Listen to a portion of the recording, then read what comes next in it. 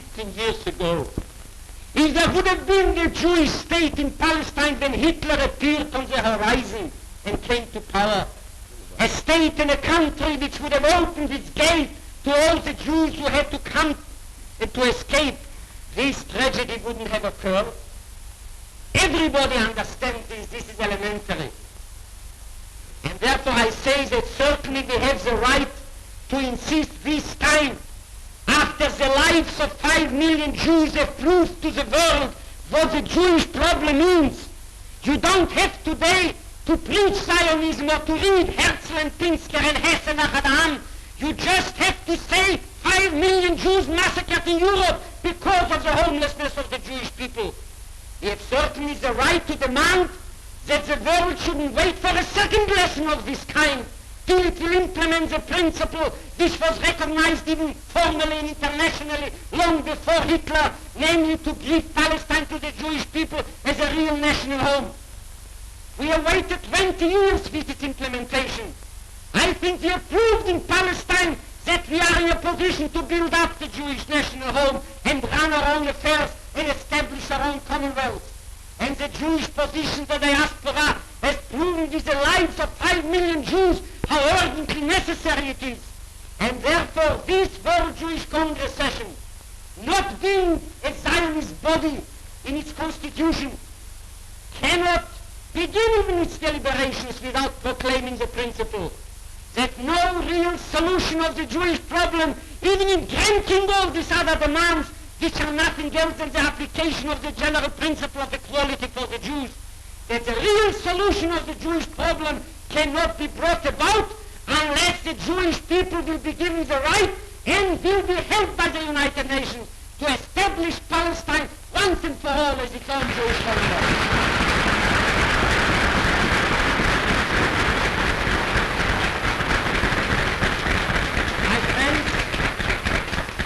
I have to add one other demand. It is a formal demand of procedure, but it is very essential. It's a question not only of practical necessity, but of moral dignity for the Jewish people. The demand for Jewish representation. We are beginning to be very tired of having to sit alone among all the peoples of the world, permanently in the waiting rooms and the corridors of the State Departments and the foreign offices. We don't mind sitting around there. Here you have one to my left who has spent much of his time in these corridors and in the rooms, office rooms of the State Department of the world. But we must insist that this shouldn't be the only place where Jewish representatives are permitted to present their demands. We want to be allowed to sit around the tables where the vital questions of our future will be discussed and determined upon.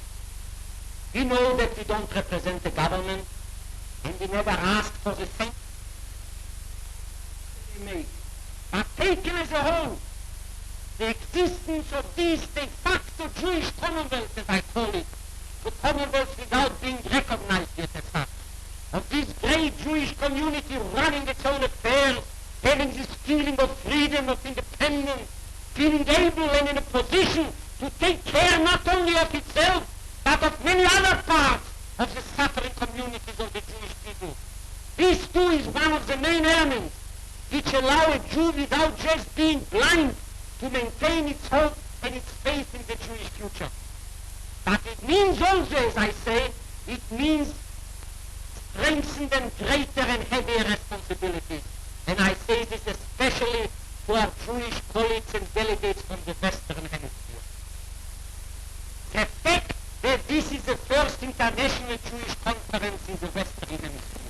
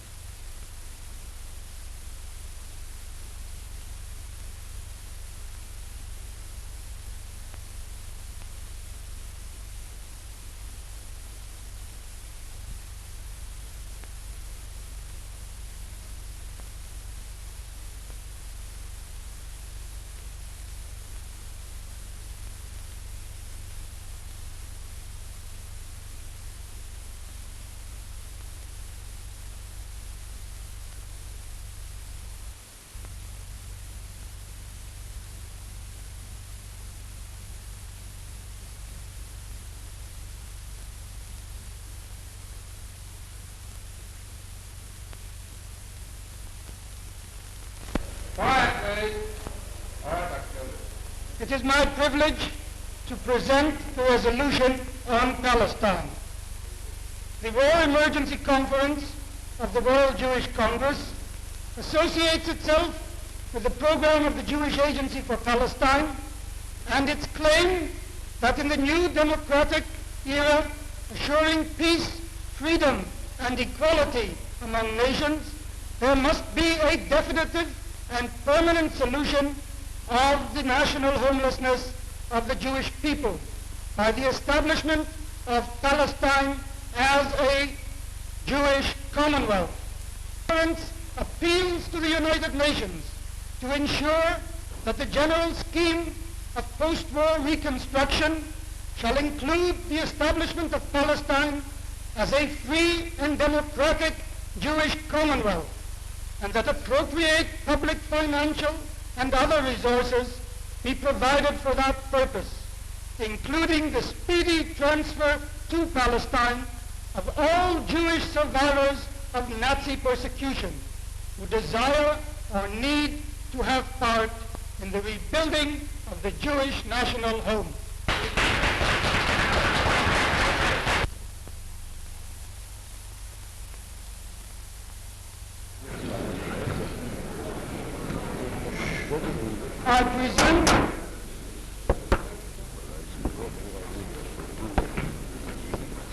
I present the resolution on Palestine. The War Emergency Conference of the World Jewish Congress associates itself with the program of the Jewish Agency for Palestine and its claims that in the new democratic era, assuring peace, freedom, and equality among nations, there must be a definitive and permanent termination of the national homelessness of the Jewish people by the establishment. This conference urges the British government to abrogate the policy set out in the White Paper of 1939 and to open Palestine to unrestricted Jewish immigration and resettlement. This conference appeals to the United Nations to ensure that the general scheme of post-war reconstruction shall include the establishment of Palestine as a free and democratic Jewish Commonwealth, and that appropriate public, financial, and other resources be provided for that purpose, including the speedy transfer to Palestine of all Jewish survivors of Nazi persecution who desire or need to have part in the rebuilding of the Jewish national home.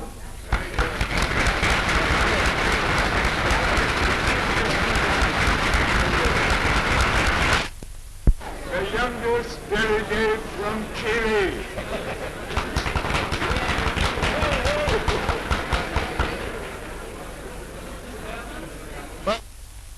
And be fairly serious, this will be cut in over Dr. Wise's speech at the time.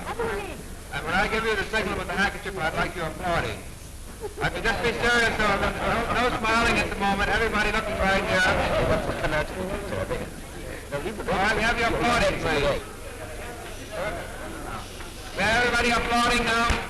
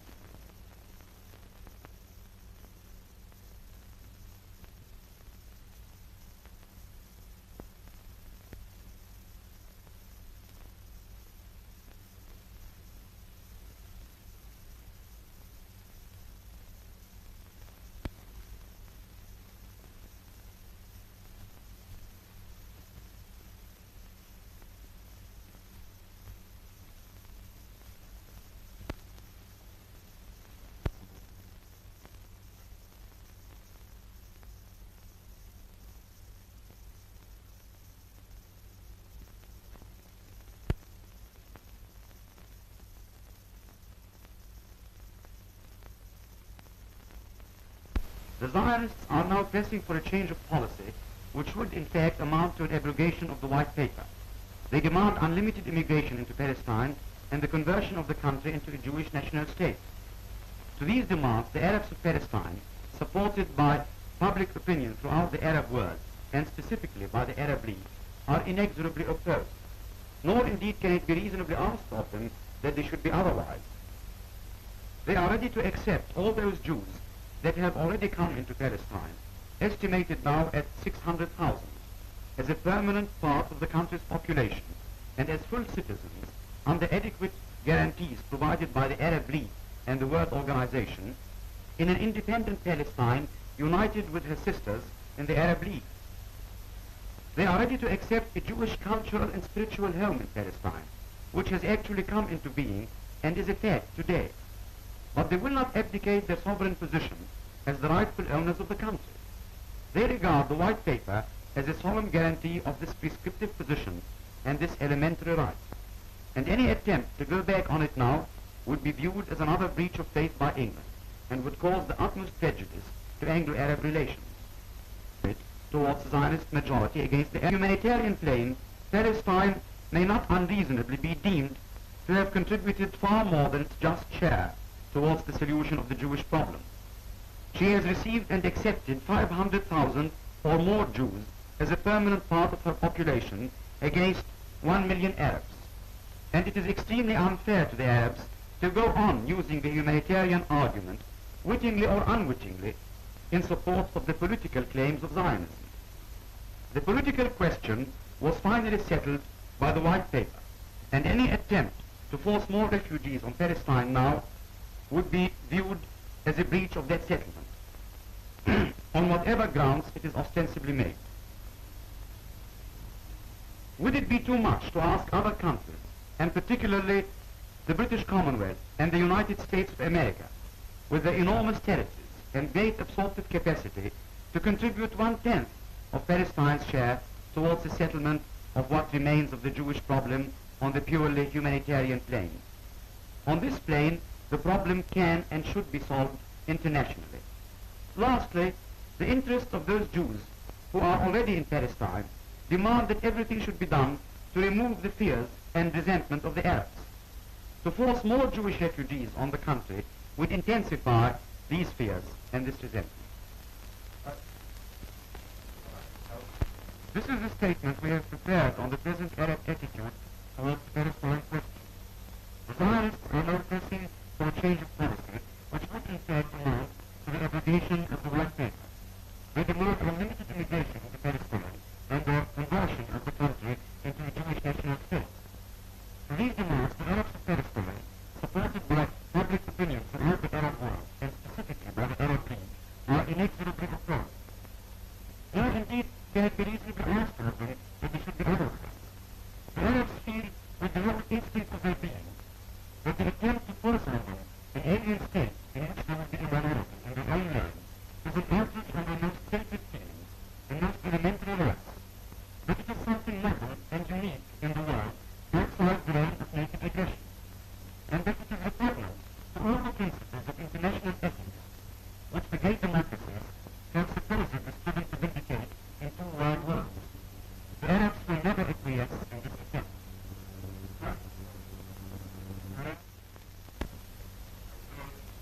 The Arabs are ready to accept all those Jews that have already come into Palestine, estimated now at 600,000, as a permanent part of the country's population, and as full citizens, under adequate guarantees provided by the Arab League in conjunction with the World Organization.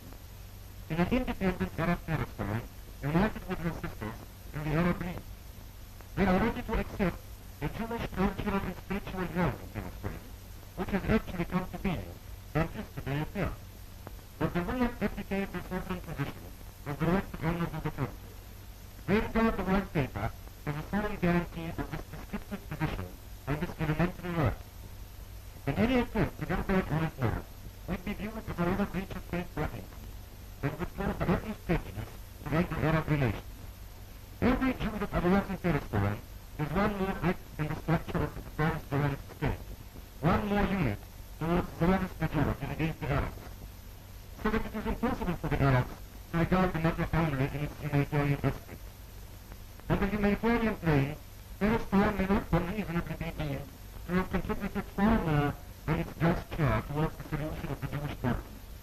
She has received and accepted 500,000 or more Jews as a permanent part of her population, as against 1 million Arabs.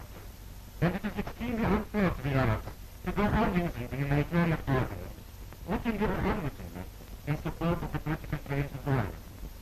The political question was finally settled by the White Paper, and any attempt to force more refugees in Palestine now, on whatever grounds it is ostensibly made, would be a breach of that settlement. Would it be too much to ask other nations, and particularly the British Commonwealth and the United States of America, with their enormous territories and great absorptive capacity, to contribute 1/10 of Palestine's share towards the settlement of what remains of the Jewish problem on the purely humanitarian plane? On this plane, the problem can and should be solved internationally. To illustrate, the interest of those Jews who are already in Palestine demand that everything should be done to remove the fears and resentment of the Arabs. To force more Jewish refugees on the country would intensify these fears and this resentment.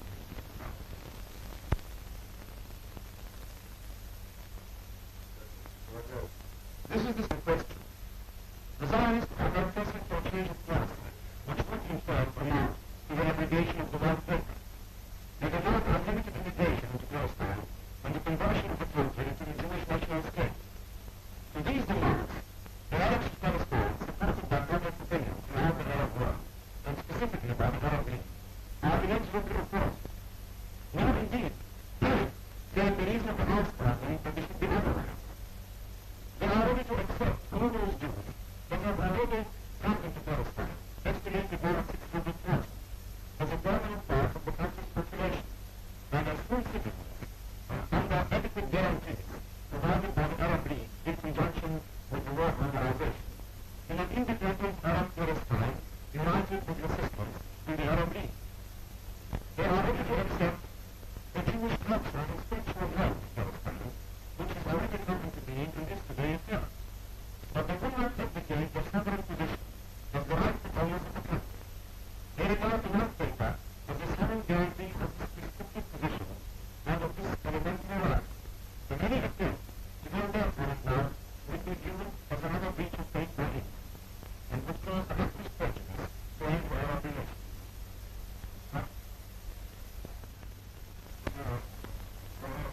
This is the statement we have prepared in the present Arab attitude towards the Palestinian question. The Zionists are now pressing for a change of policy, which would in fact amount to the abrogation of the White Paper. They demand unlimited immigration into Palestine and the conversion of the country into a Jewish national state. To these demands, the Arabs in Palestine, supported by public opinion throughout the Arab world, and specifically by the Arab League, are inexorably opposed. Nor indeed can it be reasonably expected of them that they should be otherwise. They are ready to accept all those Jews that have already come into Palestine, estimated more than 600,000, as a permanent part of the country's population, and as full citizens under adequate guarantees provided by the Arab League and the World Organization, in an independent Arab Palestine united with resistance in the Arab League. They are ready to accept the Jewish cultural and spiritual growth in Palestine, which has actually come into being, and is today here.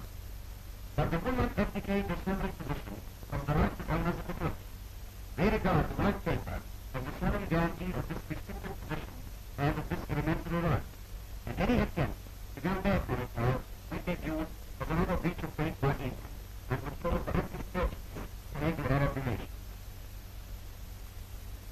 Every Jew that arrives in Palestine is one more brick in the structure of the proposed Zionist state, one more unit towards the Jewish majority against the Arabs, so that it is impossible for the Arabs to regard the matter only in its humanitarian aspect. On the humanitarian plane, Palestine may not unreasonably be deemed to have contributed far more than its just share towards the solution of the Jewish problem. She has received and accepted 500,000 or more Jews as a permanent part of her population, as against 1 million Arabs, and it is extremely unfair to the Arabs to go on using the humanitarian argument, which if you are unwittingly, in support also the